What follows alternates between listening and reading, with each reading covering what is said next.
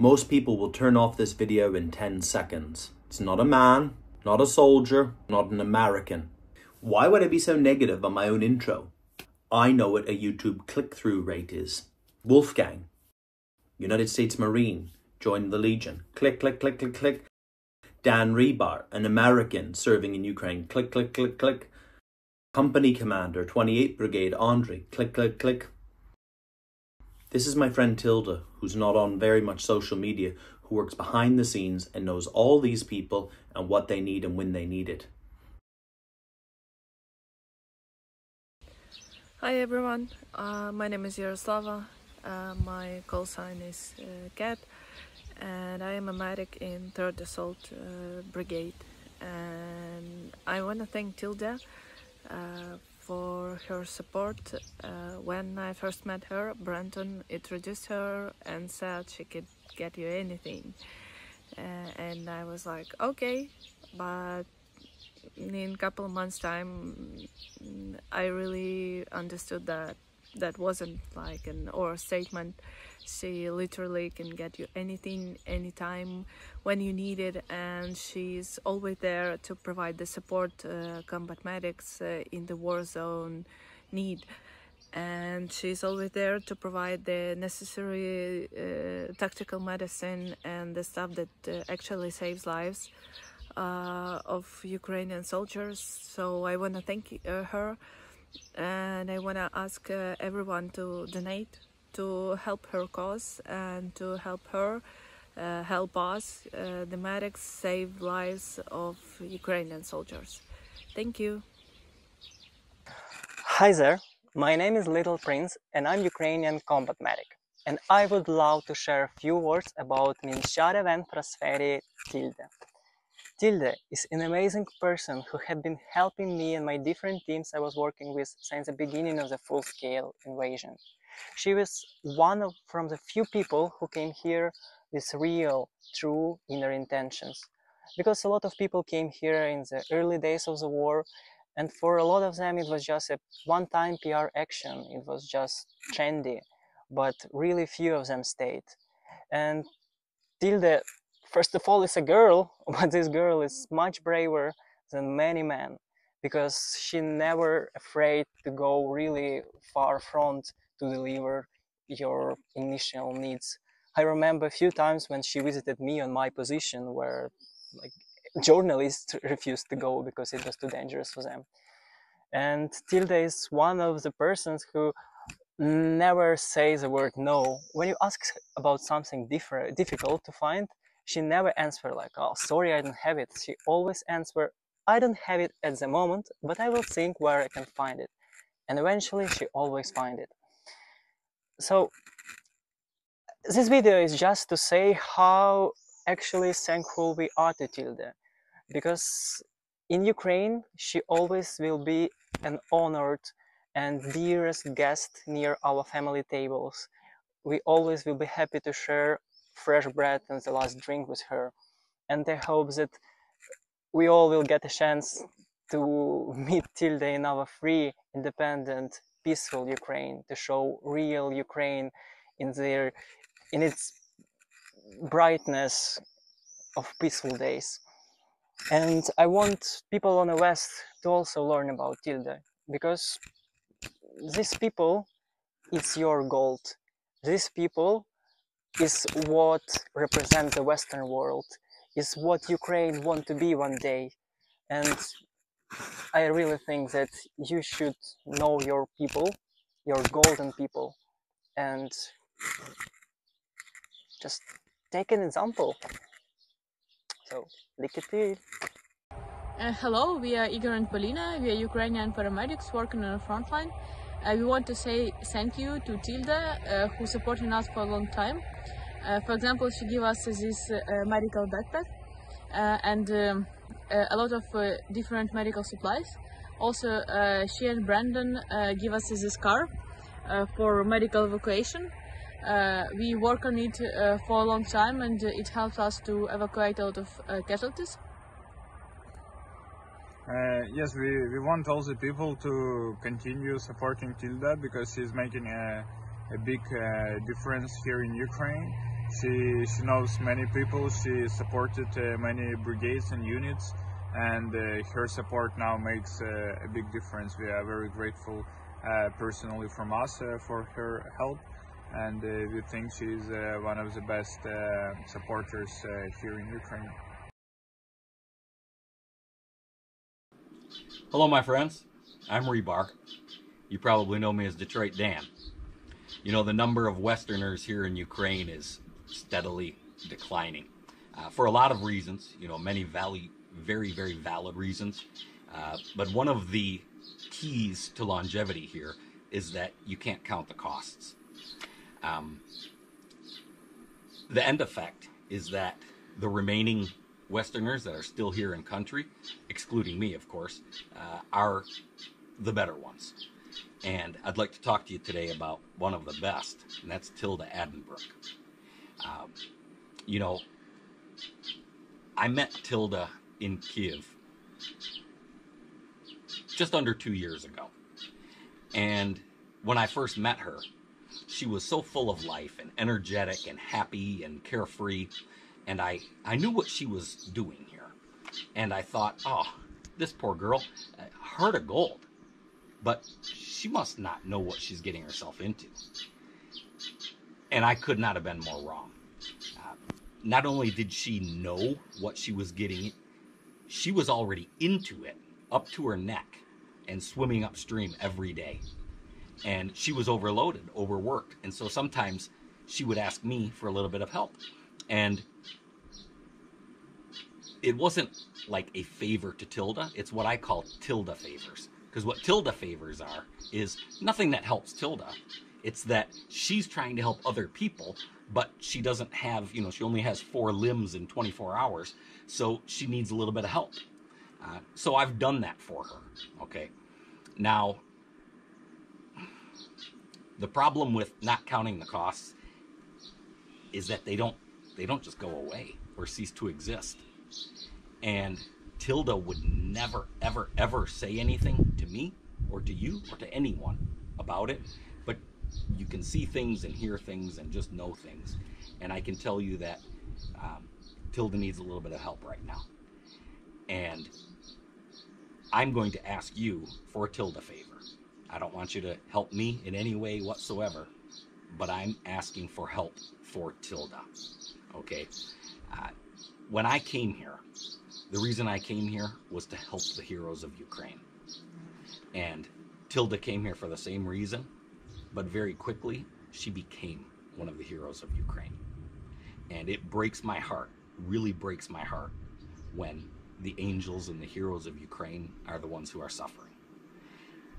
So I'm asking you for a little Tilde favor, help, okay? And the way that you can do this, in any way that you can, contact our mutual friend, Brandon Mitchell. He will let you know exactly what you can do to help. Firstly, because I love that woman, like everyone does. And secondly, because we need her. We absolutely need her. We couldn't have done what we've done so far without her, and we will not be able to continue it if we can't keep her. So please, we need her, and she needs you. Slava Ukraini.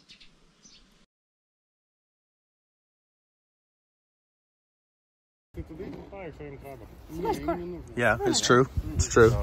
Oh, watch out, there's garlic there. Don't want you to sit on all that garlic. No, that's from a babushka. Oh, don't worry. A friendly babushka. You're going to get garlic all over your bum. No, I won't. I'll just put it... Where do you want your garlic? I don't want it. But you can't say no to babushkas. These are a bunch of 3D printed fins and little bomb devices. So, would it be fair to say that the 3D printing for drone is a bit saturated? Yeah, there's definitely a lot of it, but there's like specific stuff that people need. Yes. So if people weren't so fucking greedy about sharing the STL file about that, it would make it a lot easier. But yeah, but people don't share their STL files. Yeah, it is what it is. Oh, and take your bags out of my car too. I need to make content here. What? I'm making content. Are you? Yeah, give Tilde a hug and a kiss. Oh. What about? Take care. Oh, no, it's nothing. And please let me know if there's anything else, right? All right. Why would you put that light in people's faces? Because I finally got you on camera. You are the hardest person to track down. Why? For my project. And I wanted to tie everything into a nice, neat little package. How's that going? 95% of the people are still alive who are part of the package, so we're good to go. We're good to go. Yeah, a Gore kernel just mysteriously got vaporized, but that was a couple months ago. So anyway, I digress. Would you mind telling the audience where you're from? Why is this relevant? Because we're human beings, Tilde. They can't. I coined the saying. They can't care about you if they don't know about you. They can't care about you if they don't know about. Well, I have horses. 3 horses. They're very, very beautiful horses, actually. Mm-hmm. And I miss them a lot. Because you're a show jumper, aren't you? Eventer. Mm-hmm. Dressage, all that. I don't know. You know, the cross country, the exciting part, and the show jumping. And what was my mother? Yeah, my mother is awesome. My mother is objectively awesome. She's an awesome lady. Yep. That's cool. I really like your mom. Yeah, everyone does, you know? Everyone does. What did you do before the war? Like, what led to... How did you get involved in this shit? Before the war, before the invasion... Yeah. I was working in a tea and coffee shop. And I really enjoyed it. I really liked it a lot. In Linköping. And then... That's where in-laws are made in gripping planes that nobody ever buys. And, like the Swedish arms industry. Like Linköping's the capital of like the arms industry, right? Well, the airplanes at least. Yeah. Which are very cool, by the way. And so the invasion started. I got in touch with some Ukrainians, sort of by chance, actually, in my hometown. Apparently, they were living there. I didn't know we had like a Ukrainian community. Yeah, right. Yep. I didn't know that. And I drove down a van for them to Poland with supplies. It was supposed to be Ukraine first, but then we ended up being Poland. And then it went from there. It sort of escalated. No, I don't understand how it all works because I never went down the humanitarian road. I tried it for a week, but like you were in the Kharkiv scene. Mm-hmm. And what I understand, there was the Kharkiv scene. Like Philip used to call it. Yeah, we're in. This is the evac scene. Oh, he's dead. He's not in the evac scene anymore. No, but the Kharkiv scene. And what my understanding was, there was a shitload of humanitarian workers from all over the world in Kharkiv, like in the first year of the war. Like it just seemed like a place, like how immigrants all find Rinkeby or Rosgården, But like for example, that was my understanding. Like someone knew someone doing humanitarian work. Like there was a shitload of them in Kharkiv. There was quite a few. Yep. Yeah. What did you do? Because I never met you till like. You did till the autumn of the first year. You did meet me earlier than that, but your brain was scrambled. I don't think you remember. Humanitarian aid. So it was it was everything from clothes to food to hygiene products to medical, of course. Medical for mostly hospital back then. Mm-hmm. Were most of the contacts Swedish or like all over the world where you were getting your supplies? From the supply, mostly Swedish, but other countries as well. There was organizations cooperating and doing stuff together, and it was good. It was really good. Did you spend a lot of time in the villages? Yep. That was basically what it was? Yeah. Live in Kharkiv and go to village every day? Yeah, and try to help the people that have been living under occupation. A lot of old people, obviously. Old people, people with disabilities, people that didn't have means to leave or didn't want to leave, but for any number of reasons. There's like before explosion, like my Philip life. So it was like after Philip got me blowing up. Is it Philip's fault now? The most effective use of my time is helping military. And basically how I figured that out was when we were driving around in all these villages. Very early, it was quite obvious that the guys who knew everything, knew where the civilians were, knew what they needed and who needed to go and who needed to, you know, have supplies or medical care or whatever. It was all army guys. They were all really great guys also, with very civilian lives, like actual civilian lives that they wanted to go back to. I think for me as a Swedish person, we don't really, I mean, we have obviously we have an army, but we've been living in peace for so long, so for us it's not as, I hadn't really thought of the fact that a lot of the soldiers I would be meeting would be so much just people that wanted to go back home.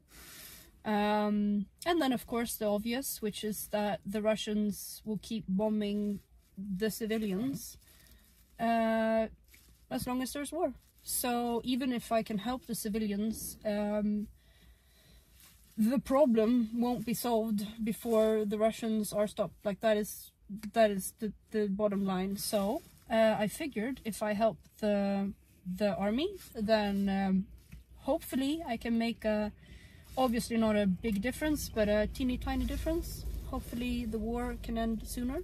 Yeah. And that will be the most humanitarian thing to do in the end. Working in military aid specifically, that opened up a whole new world from Stockholm to Swish. Yeah. What was that like? What's it like? You have more contact with people back home. You understand. You try, at least. I've seen you try. You try to get things across the line to people who want to support the war effort.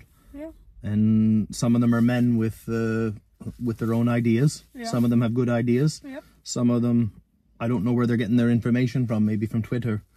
I've seen you handle millions of euros worth of tactical medicine. Can we talk about drones? Can we talk about? Can we just lay it all on the line? Yeah, go for it. I get away with it with a YouTube audience because they more or less back most things I do, and I tell them when I screw up too. Yeah. But like you have to be pretty cozy with some people. How do you maintain both worlds? Because the social media and my work, like being a medic, it tears me fucking apart.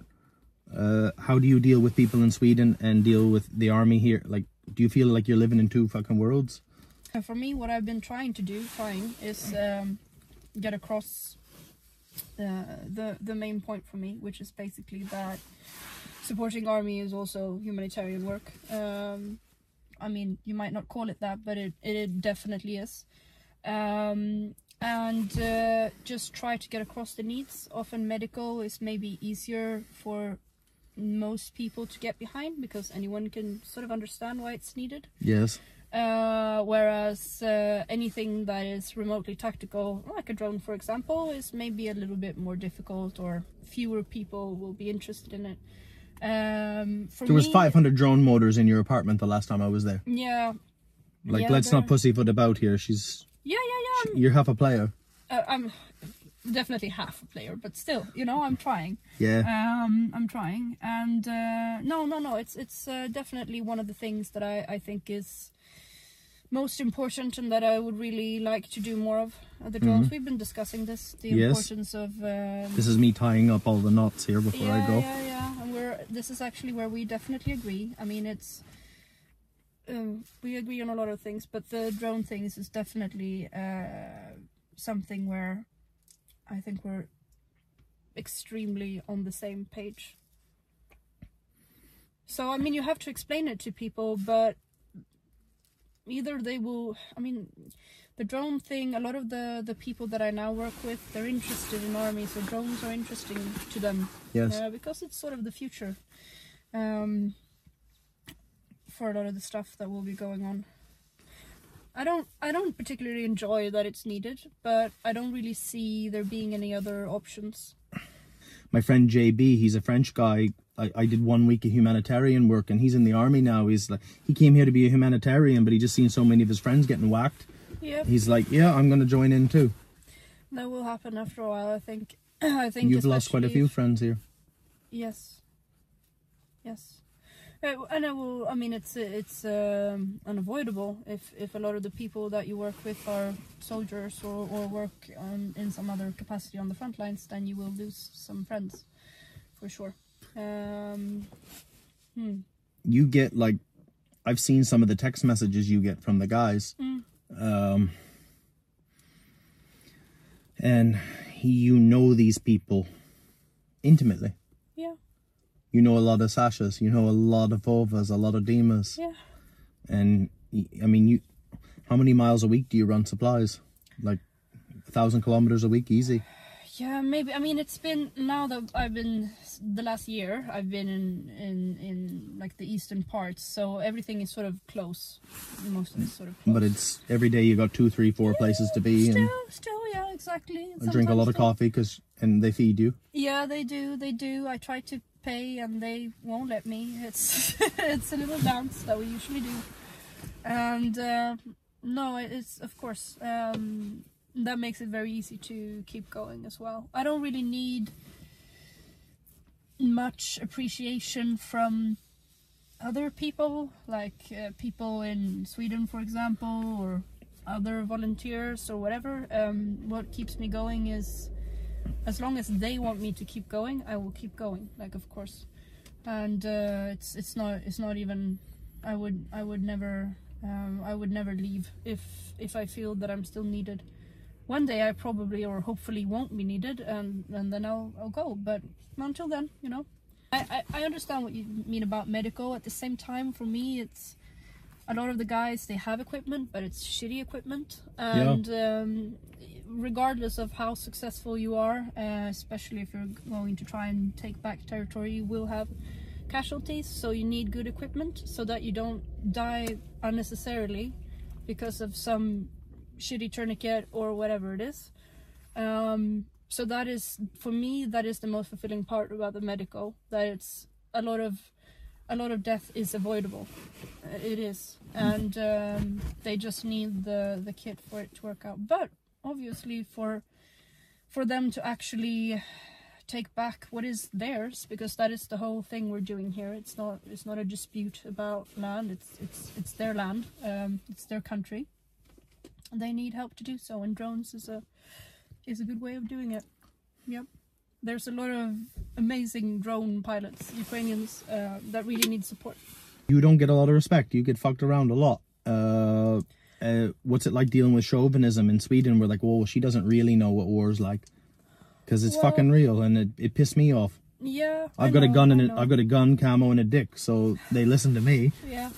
And well, for me, they don't always listen to you. No, that's definitely true, and I don't particularly, of course, I don't think it's right, and I don't think it's great that it is like that.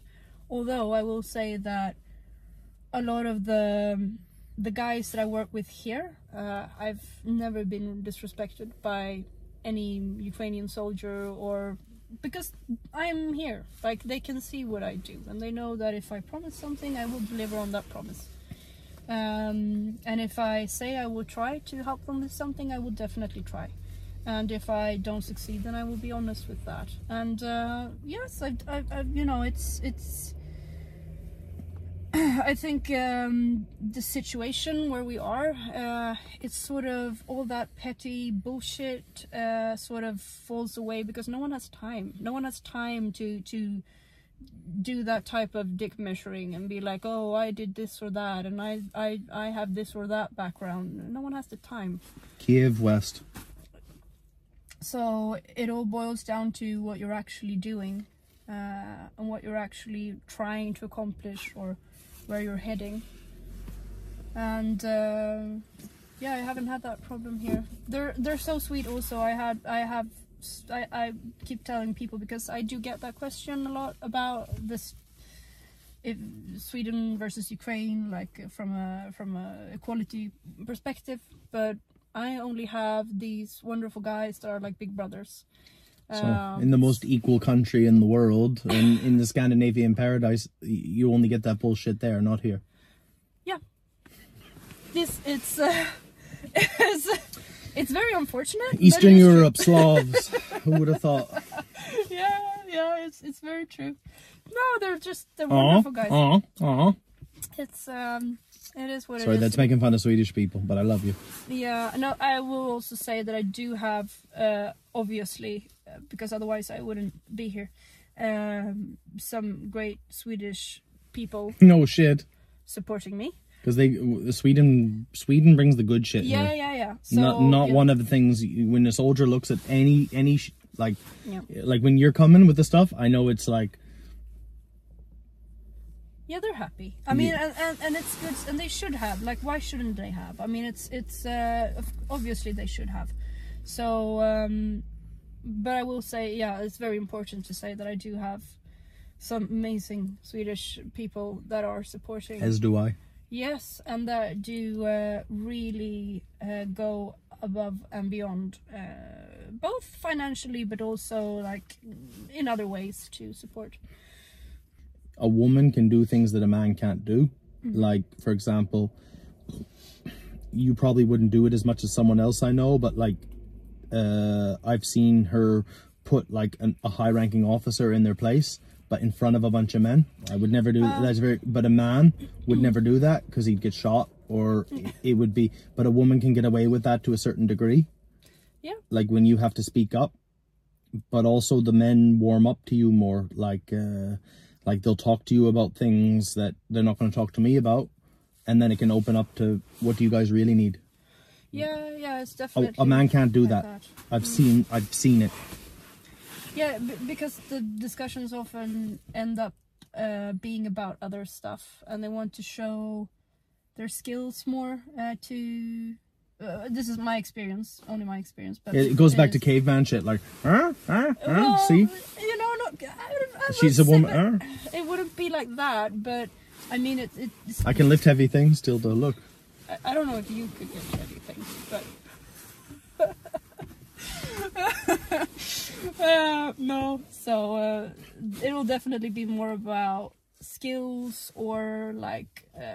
That type of thing related to weapons, sites, these things. Yeah. And with me, they will stereotypically also discuss those things, but they will show pictures of their kids, and they will tell me what they did before the war, and they will make tea. Like if we're wherever they are, they will make tea, and of course they will do that for the guys as well. But it is pretty great because not only am I privileged so that I get to actually know them, which is beautiful, but it also creates this trust bond, so that I can have guys, I can ask them honestly, like, what do you need? And they will tell me, and they will also tell me if they don't need something, because they know that I'll be around and I'll help them further down the road. It won't be like if they say no, I won't come back, because we have this other bond that I think is very well, that they appreciate and I appreciate. So because then I can actually bring the right people what they actually need, and they don't feel that they have to be, if I come with this nice backpack and for whatever reason they don't need it anymore, they don't feel like they have to take the backpack. They can actually tell me that, you know what, we got a backpack from someone else or whatever, can we give it to these guys? You know, I even had a guy we had this thermal drone, this Mavic thermal drone that people like cut their limbs off for, quite literally, and he needed it, and I brought it to him, and his need had been filled from some other source, so he told me no. He was like, will you help me in the future? If I say no to this drone, will you help me in the future? And I was like, of course, you know I will. And he was like, okay, can you please give the drone to someone else? They're cute like that. Panda and Elf, I met them with Nika in like Mortar Alley, and he had a flat tire, and I was like, you need help? He's like, no. And I was like, oh, that's right, Ukrainian men never need help with anything. And he looked at me like he was going to batter me, but then he just like a big smile. So I bought them a set of BF Goodrich, the good tires. Yeah. And then like 4 months later, Nika's messaging me about those tires. I was like, what shit, do they need more tires? No, because they're not going to be working together anymore. She's going to another brigade. What should they do with the tires? Should they split them in two? And I'm like, but this is how honest they are. Like, it's like, those aren't our tires. No, they're your fucking tires. And I was like, Jesus, no. Well, who's going to work first?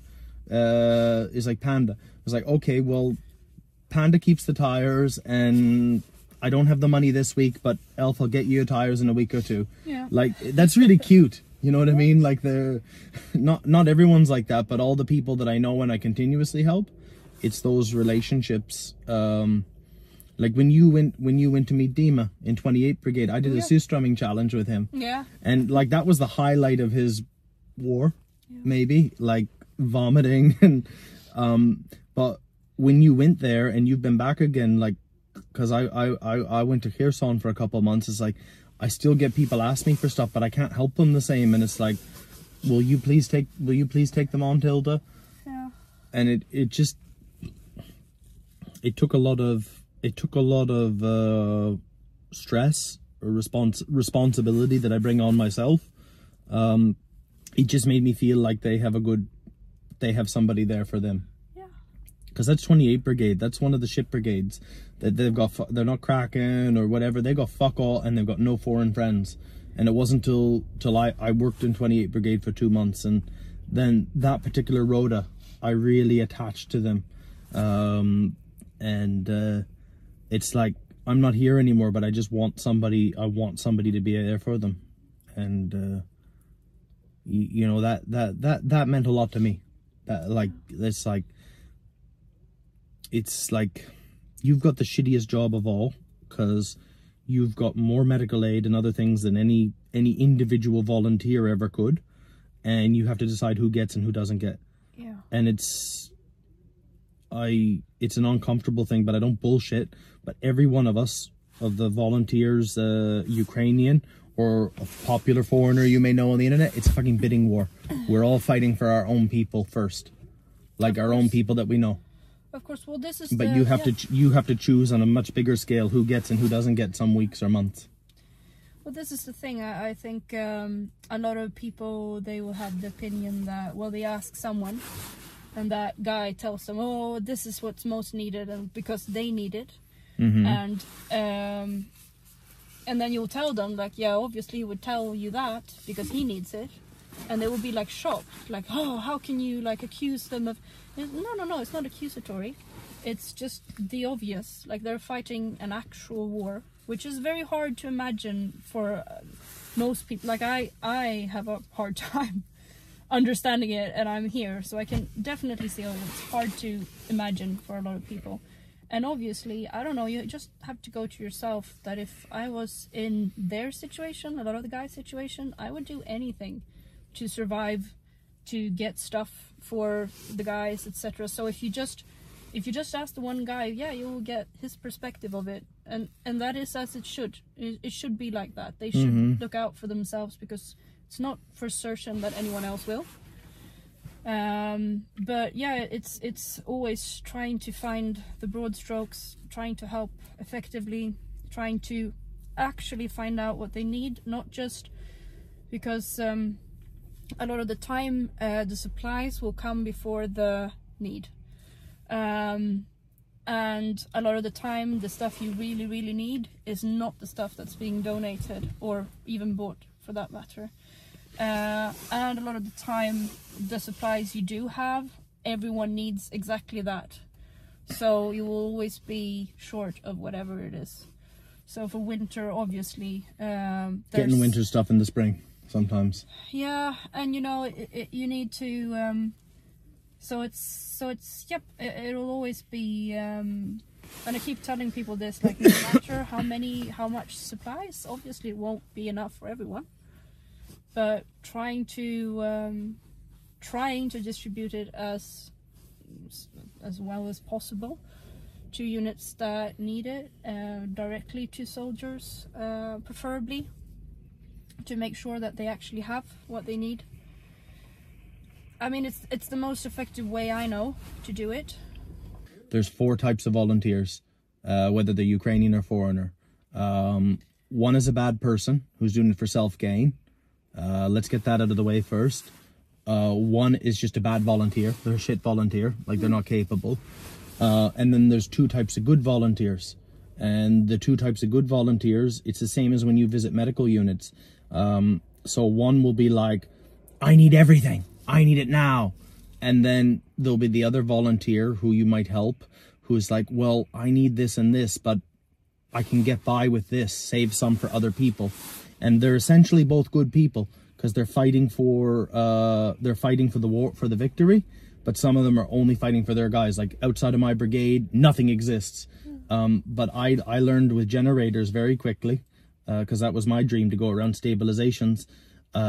Most of the medical stabilizations were of the final kind. They're like, well, we'll take a little bit, but save some for someone else. Yeah. And like, they had fuck all, but they would like just give me enough to get me out of trouble for a few days or a week. But then there's the rarer type, and I don't judge them. No, I'll take everything. Yeah, but I mean, it's the same. I think it's the same from my perspective. Like I've definitely felt sometimes that you want to, when someone offers something, that you want to say yes, just because you don't know when you will get offered anything the next time, so you might as well take what you were offered. Yes. Obviously this isn't, I mean, for my part, I now try to, if I get offered something and I really don't have any use for it, I try to either find someone that can use it, or better yet, connect the donor to the person who needs it. And they can, especially like being a woman and everything, I often get offered like humanitarian stuff from Sweden. Like sometimes it's for children, sometimes it's for elderly and stuff like this, and I don't actually have any use for it, but I know people that can use it, so obviously I can do that. And I think it's the same for some volunteers, that you want to do something, and you do want to be of help, and so you end up being, instead of, and I can see it sometimes with the guys that we deliver to as well, that they will be like, oh, I'll take that, and then I have to like really ask them, like, no, is this actually what you need? Because I can try to find you what you actually need if you tell me. And they'll be like, oh, okay, well, actually this isn't exactly what we need. We need this, or we need, you know, if it's a generator, it might be that if it's not enough kilowatts. Yeah, exactly. I went to some, or even some guys are honest, no, this is too big of a generator. We for the drone position, we'll just take a small petrol one. Yep. It's like today. And you're offering a 5 kilowatt diesel, which is a nice gift. It's a really nice gift, and it's very unfortunate if someone says yes to that when they actually don't need it. It might even be impractical. They're heavy. Well, you ain't getting off that position with that. You lost the generator. Yeah. So I've lost a few generators. Yeah, it sucks. Yeah. All diesel, because they couldn't carry them out when they had to go fast. Yep. Yeah. No, so I mean, but I don't, again, I don't blame, especially the guys fighting the war. I don't blame them for trying to get whatever they can get their hands on. I don't think that's a situation that you can imagine yourself into. And a lot of them don't have stuff, and yeah, they don't know when the next volunteer will show, especially, as you said, if it's not like a fancy unit. Even though I must say, like, the fancy units, well, a lot of the time they do a lot of the fighting as well, so they do actually use the equipment, so there's that as well. They have the capability to do to take on those missions. Yeah. And there's also another fact here where Territorial units, Territorial guys, their role has changed in the war, and I know guys who support the air assault brigades and stuff on their flank, and it's like, oh no, you're going to do Stormova too, you're going to do assaults. And it's like, what? It's like, yeah. It's like, no, you're with airborne, but then when they ask for supplies from them, no, you're Territorial. And there is some of those guys, it's not fair. Well, life's not fair. You know what I mean? Who am I? Life, it should be fair. Yeah, but some guys really have, it's tough. There's a million different problems here. You do have a pretty good understanding what it takes at home to get the stuff to you. Yeah. Yep, for sure. And you not get upset, other people do. Like the tail fin for the bombs. I got 5 people emailing me, oh, we'll do your 3D printing for you in Germany for a cost price. And as a thank you, I don't even know how to action that, but the reality is now it's so saturated. Yeah, there's a million people willing to do it. I think there's a very there's a need for it, but it's a specific need. Like it's now, for example, most of the printing that we're doing, or all the guys that are doing the printing are doing, is custom made stuff. So very specific things for very specific units that they have requested. And they have to make their own STL files just for that job. Yep. It's very smart, because that, I think, definitely there's a need for high quality and fast as well, because many of the guys, maybe they have access to 1 or 2 printers or something like this, but it will take them forever to make any quantity of something. So I think, yeah, that's who'd you ever thought?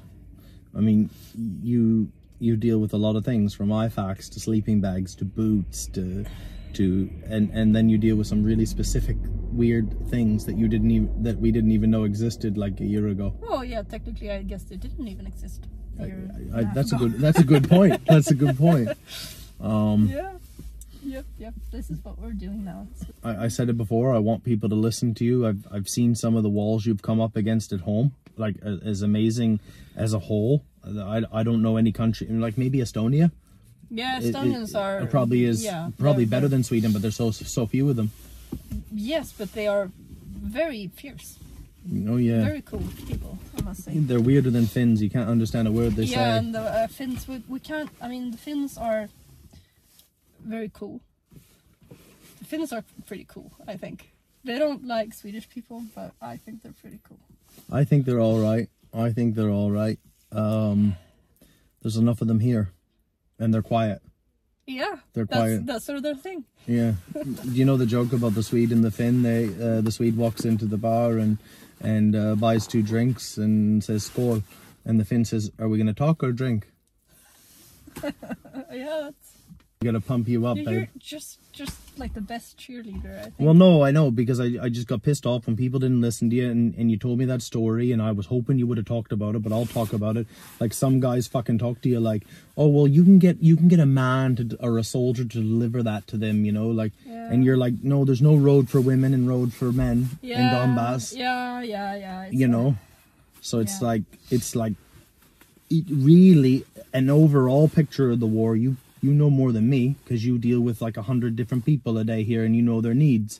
I'm just a medic and who does a social media platform, and depending on what I'm doing at the time, it can be more of one or the other. And recently it's been a lot more medic, so my head, I don't know what's going on outside of, until I came here to Donbass to meet you. Well, no, for this project. But I was really hoping that you would sit down with the boys too, and we did. Yes, excellent. I just really hope that people would fucking listen to you regardless of your gender, and I hope I don't sound like a feminist or a vegan or like anything like that. I'm just telling it the way it is. You know, I'm no soy boy, but I know a good product when I see it. Yeah, anyway, I love you. So this is for your mother's favorite Swedish soldier in Ukraine. I'm giving away my night vision. I'm giving away all my Gucci gear. I won't dare take it with me. And I'm giving away the rest of my snus. This may seem like a lot, but you have to be prepared. Yeah. I came here with 5 kilos originally in the war. Yeah, well, I don't take a chance. No, but, obviously. But our friend, who probably would prefer to remain anonymous. Probably. And he makes things dead really good. And Tilde's mom's a child psychologist in Linköping, and she drove him all the way to Donbass once, and I would have loved to have been a fly on the wall for that conversation. Oh yeah, me too. That would have been awesome. Yeah, but she took him out like he took her out like shooting PKMs and everything, and well, he offered to, and I stopped it because we were going. I thought we were doing something more important, and my mother was very upset. I don't think she's forgiven me yet. Like, she's the epitome of respectful, proper lady. She's like you, but older. You know what I mean? Like a little bit older and more refined. Well, no, you're refined, but I mean, you're young. You could still go bad. But I've got about 4 stock. Yeah. So that's enough snus probably. How long would that last? Well, I don't know. I don't do that. Do you want to try one? No, I definitely do not want to try one. Yeah, and I wouldn't want to date a girl that snoozes. It's a real double standard. Yeah. Glig. Anyway, so this is all my snus for you to give to Sweden's best soldier in Ukraine that makes things dead really good. Yep, I shall. You know, this wasn't so bad, was it? It was fine, I guess.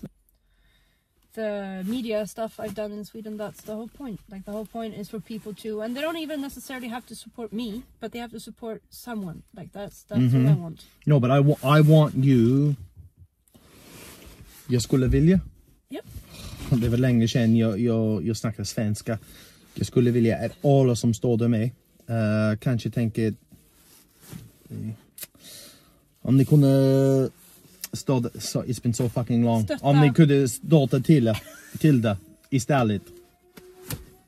Det blir så bra. You're really cute in Swedish. You're cuter in Swedish than in English. Håll käften, min svenska skit. Yo, but I'm really panicked about that going home because I had a real chip on my shoulder when I moved to Sweden and I became a bus wanker and bankrupt at 35 and packed boxes for Disenio, which is the worst piece of shit company you've ever seen. Disenio, you can Google them. But anyway, I worked so hard to study your language and pass a Swedish job interview and Massa. Because of Massa, I could speak Swedish because Stockholm's a cold, miserable place. They won't speak to you in Swedish. No. But when Massa was there, din hund är så salt, vad heter din hund? 4 månader sedan passade jag en svensk anställningsintervju. Talk to Massa. Yeah, Massa is awesome. I can't speak Swedish anymore. I can only speak like husplatte Swedish. Like, yeah, well. like I can still do my job, my immigrant job. You know, but I can't speak Swedish anymore, and I really got to work on that when I go back. Well, you will. Because the Swedes trust you more if you can communicate with them. Well, no, but but they support Swedes. I mean, there's not been a Swedish volunteer in Ukraine that they knew about that didn't have a new pair of boots, that didn't have a new backpack, that didn't have 6 cars, 7 cars, was it? Anyway, I'll leave him alone. He's gone home now. But no, but I'm bitter about it because it's like, obviously they didn't know anyone better to give it to. Like, I shouldn't have 3 cars. He shouldn't have 6 cars. Well, I mean, Sweden support the war. I want that to continue, but I want it to go to Ukrainians. Yeah, but that is our common goal. That's our common thing, isn't it? That's why you and me, that was our biggest pet peeve, and that's like our biggest thing. It's like our Ukrainska soldater första, framför allt. Exactly. It's what I've really liked and respected about you all along, that you do bring in all these donations, but you don't keep it for yourself. You give it to the guys fighting the war. Oh, shut up! It's not about that. Fixa det, känner det. Jag ska fixa. No, I'm not bent. I'm not bent. But I'm not going to fucking hell over this. I believe in hell. Do you? I don't believe in heaven, but I believe in fucking hell, and I'm not going to fucking hell over. And you know what? My business turnover was way more in a year than I've ever taken in donations, so I knew how to have money in my pocket and not. Yeah. I think that was a big thing. But anyway, trust Tilde, because don't trust her too much though. Why not? I'm joking. What does it mean, trust too much? I'm just talking like an idiot now. I love you, and I want to apologize again, even though I'm going to do it again for acting like a boy always around you. Oh, it's okay. Being inappropriate. No, I adore you. You know that. I love you too. Oh. Anyway. Let's turn off the camera.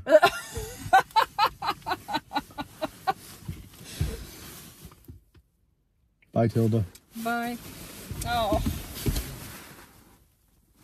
Turn that off so we can get dirty. Yeah, she's my friend. But she's my friend because she's competent. I've even said that to her mother's face. If she wasn't good at what she does, I wouldn't be her friend. The sad, brutal truth in Ukraine, everybody is an asset. There are no friends in war. And if somebody writes me, and I don't mean to be rude, the first thing I'm doing is qualifying their help. Are they an actual help? And through those relationships, it's no different anywhere in the world. If you have a colleague that's become a good friend, a lifelong friend, I'm willing to bet they're damn competent, not a liability on the job site. It's like that, isn't it? It's just more pronounced in the war. Many volunteers that you see online have benefited because of Tilde, that she has been behind them. Is she a medic? Is she a soldier? Is she an EOD volunteer? Is she a drone pilot? No, she's not. Does she have the depth of knowledge of combat medicine and the battlefield as I do? There's a lot of people who know more than me, but no, she does not have my skills and knowledge or experience, but she's right behind me. But she has a little bit about everybody, about all those people at those roles in uniform. That's my case. If you were to help from home, and I'm cutting my own throat here, then she is the most effective person to communicate with and support, not the soldier holding a gun in a trench who's from Sweden, maybe one who, it doesn't matter, but they get all the support. They get all the support all the time. But is that really effective? She travels the line. There's no girl roads, you know, in Ukraine. She's 2 kilometers behind. If that's necessary to do a delivery, she's not stupid either. She takes the slow and safe way. It makes everything work. But what the thing is, I've seen this in Sweden. I've seen people not value her opinion as much as they might value someone who comes from a military background. Despite maybe they only delivered a car to Kramatorsk or Kiev or maybe even Lviv. So I just think people should know about this when you're making decisions, that the best intelligence source is a woman, that the Ukrainian soldiers don't care about your background. They just want to know that you're there and there to stay. And she's the only Swede in that case. There's many amazing people. I'm not going to say she's the best volunteer in Ukraine. She's the best I know. She has worked for 2 other organizations who've done very well to have her. She has not made all the decisions. Not to say she makes all the decisions in Quartermaster for Ukraine, certainly not. But when those supplies go, Quartermaster has given to other organizations who've distributed them across Ukraine. Whether they've acknowledged that it comes from Quartermaster for Ukraine or not, that's another matter. Every supply we have now, it goes to Tilde, and she decides. And when I left Ukraine, I asked her, would you help my friends that maybe you don't know or haven't helped yet? And she agreed, you know, so there's 4 more brigades on her list. Even in Kherson, she goes there once a month to deliver to everybody, and they know, just like it, regardless of where I am, and I offer things to help people, they tell me no, I don't need that. But a month later, they ask me again, because they know I'm not going to quit on them. If you deliver supplies once a month, the van has to come back empty, right? So they don't know if they're going to see you again, whether they'll tell you that to their face or not. Regardless of whether they need it or not, they will take it. So it takes a special person who's going to stay there all the time. And they'll know if they don't need it, they'll be honest. Give it to someone else who needs it more, Tilde, because they know she'll be there for them in 2 weeks, in 3 weeks' time, in 6 months' time. And that's the truth. And 6 months is a very long time in Donbass. Very, very long time. I just want to give her all the credit. Out of all the volunteers, I'm the only person on the internet I know that consistently shouts other people that he knows, like, see how great they are? I'm just saying that. Harley's one of my best friends, and he asked me once, can you put my donation link up there? I said, absolutely not. And I said, I will put your social media links and they can decide for themselves, because I need support.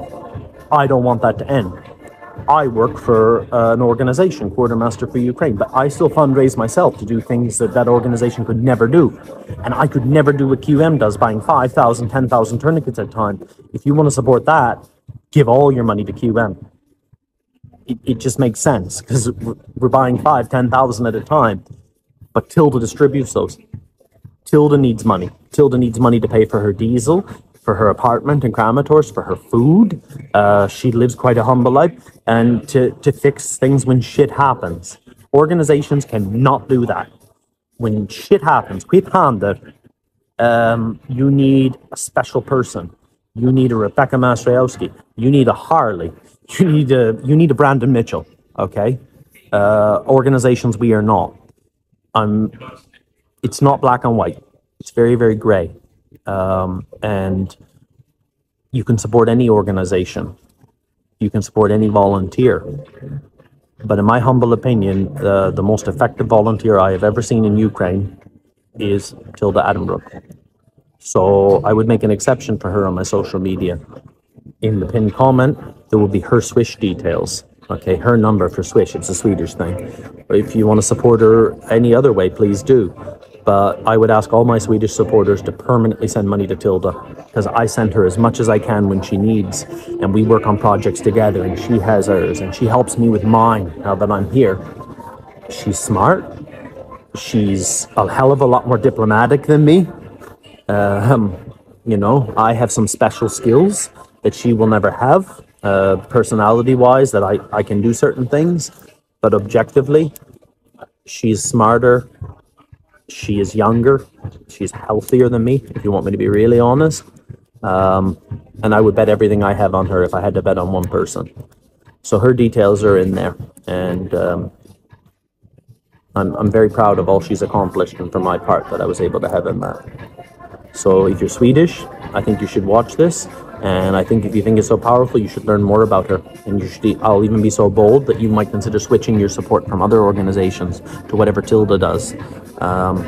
Because she has not received the credit she deserves, nor has she asked for it. But she needs it. She doesn't want the credit, but she fucking needs it. So thank you.